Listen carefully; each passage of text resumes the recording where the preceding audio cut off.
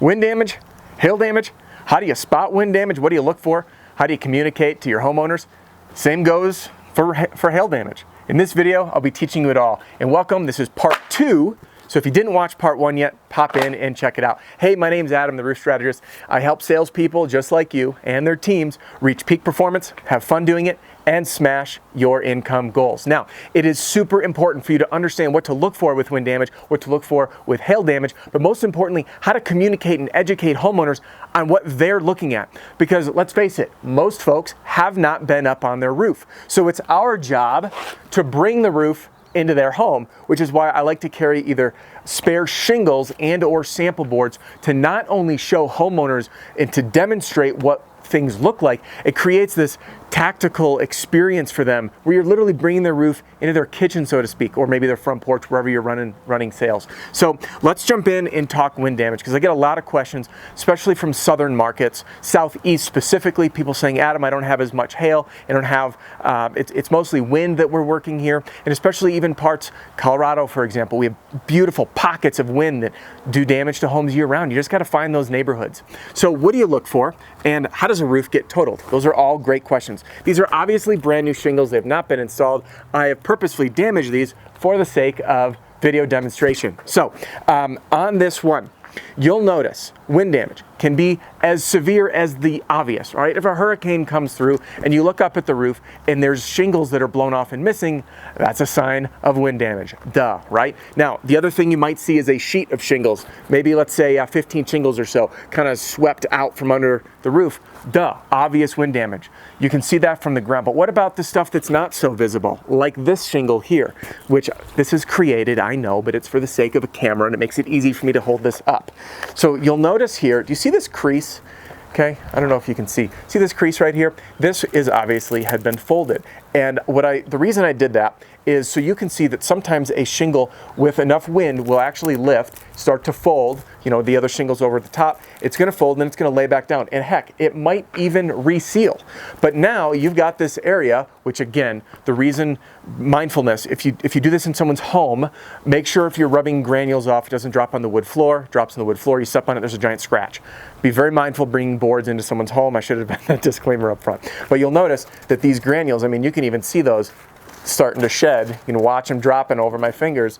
And that little line of exposure is wind damage, severe wind damage, a fold. You'll notice this on 3 tab as well. 1 tab might fold up, fold back down, and an adjuster is going to go ahead and circle that line of wind damage. The other thing that might happen is those shingles might be completely torn off. Excuse me, one of the tabs might be completely torn off. You'll also see, which is less common, shingle's just ripping now, and I've already been kind of manipulating it, but the laminate side of the shingle, in severe wind, I have seen it happen, it's not super common, but these can rip up, or lift off or rip off, okay? The other thing that can happen, shingles can rip. If the shingles are sealed very well on the underside and part of it pulls, they can rip. But the most subtle thing to look for is that fold mark, because it may fold via the wind and then lay back flat, and all you're looking for is this. You might even walk over and do a lift check to see if that seal strip is still activated, so to speak, and it might be.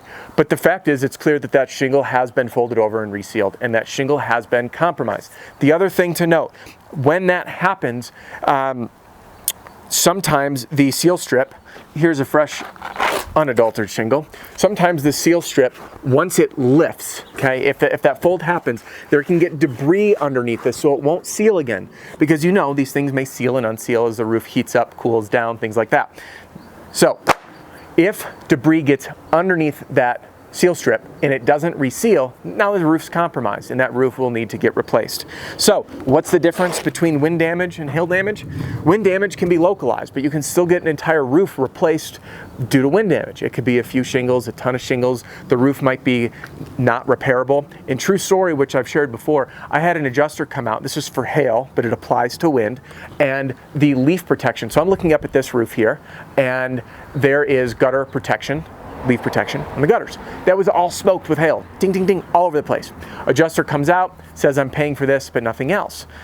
So the homeowner's irate. Well, my neighbor's got a new roof. You're only paying for my gutters, and my gutters damaged, the roof is too. So adjuster comes back out. I say to him, there's nothing up there. The hail was so small, the shingles are fine. Okay. And I was newer at the time. The adjuster walks over. He slides his fingers underneath the shingle, and the gutters are going to go underneath, right? The leaf protection, so the water can flow off. And he goes to lift this up so we can get to check, see if the leaf protection could slide out and then get reinstalled.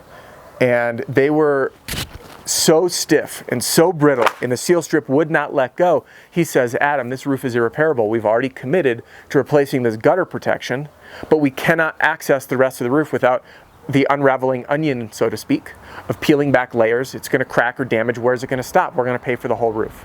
Now, does this happen all the time? Absolutely not. And I'm sure many of you might be dropping names of insurance companies who wouldn't do that. I get it, I know. But my point is this, to that homeowner, we call it a working commitment, because even if they only have a few of these damaged shingles up there, if the shingle is discontinued, an old T-lock, a discontinued shingle like an Atlas Chalet or something like that, or if it's in an area that's irreparable, deemed irreparable, you can get that whole roof replaced. So next time you're experiencing this wind damage, explain to a homeowner that even if it is minor, even if it doesn't look like much, this shingle may not look, well, now it does because I just ripped it through this demonstration, but if I were just to show you just that crease, many lay people would say, hey, that's fine, that's not that damage, what's the big deal? And especially new salespeople, you can get a brand new shingle, okay, and have minor hail, and they're like, well, why are you replacing the roof? And again, this is a new shingle. Of course, it doesn't have hail damage.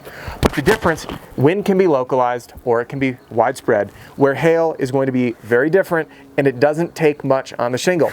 What you will notice, though, and this is a great way to keep in your back pocket to educate homeowners, is when you look at these granules here, when you look at this, everything is bedded very nicely, right, on the shingle.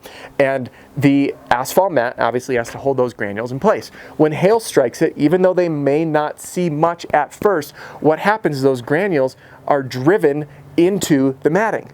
And if it's hard enough, it can either bruise or crack the backside of the matting, okay, on very large or severe hail. You'll often see this on ridge cap, and if you see that video I did on the roof inspection, that roof was smoked. Thank you to Keith, the subscriber who invited me on the roof, and that had bruised matting. Other times, it might not be bruised, but what'll happen is if that hail impact hits here, and I always use the example of my hand. So I'll make my hand a fist, and I'll tell a homeowner, you know how like you might check a steak or a burger for doneness. So think of this as hail, and it hits the shingle, and see how that there's got some give, right?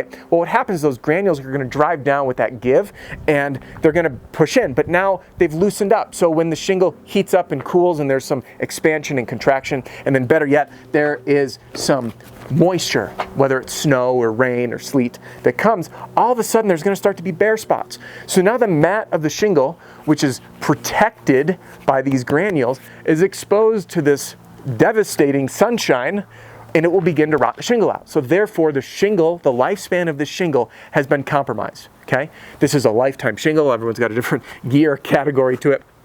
For the sake of conversation, we're going to call it a 30-year, okay? It's 30-year shingle, but now its protective coating has been compromised, and over time, more and more granule loss means more UV exposure, means the shingle lifespan is going to be reduced, okay? That is why roofs are insured against hail damage, even small hail damage, and that's why it's so critical for you to work marginal damage. Which brings me to my final point. Just because you just learned the difference between wind and hail, now you're going to have new questions like, how do I work wind damage claims, or how do I work marginal damage or end of year, smaller damage, old storms as they say. So there are two videos I recommend you watch. One is how to work marginal damage, and the other is how to work end of season storms, and you'll find links to those in the cards wherever they decide to pop up here if you'd like to continue. Now, if you like what you see, give it a thumbs up and subscribe to the channel. New videos coming at you every week.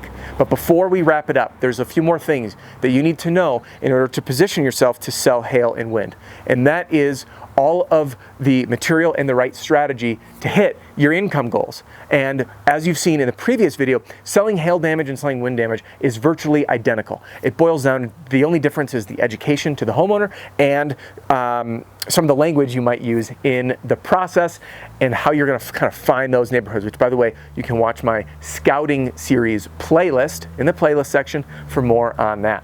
But again, in order for you to put all of this to work, you need to be comfortable and you need to be confident presenting your findings to the homeowner. And that's the craft of communication in marketing and sales. And to help you with that, I recommend that you download a copy of my Pitch Like a Pro Roofing Sales Training video library. It is completely free. There's a link in the description. Go to roofstrategist.com, enter your email. You'll get a link sent to you instantly. And every single week I update that. So all my videos are organized by category. Yes, even more so than the playlists that you'll find here. So check that out. And if you're an owner, get it in the hands of your team. Hey, I hope this video helped you figure out what to look for with wind damage, how that differs from hail damage, but most importantly, how you're going to be communicating these findings to your homeowners to help ink the deal so they take action, file that claim, and get their roof replaced before it's too late. That's all for this video. I will see you on the next one.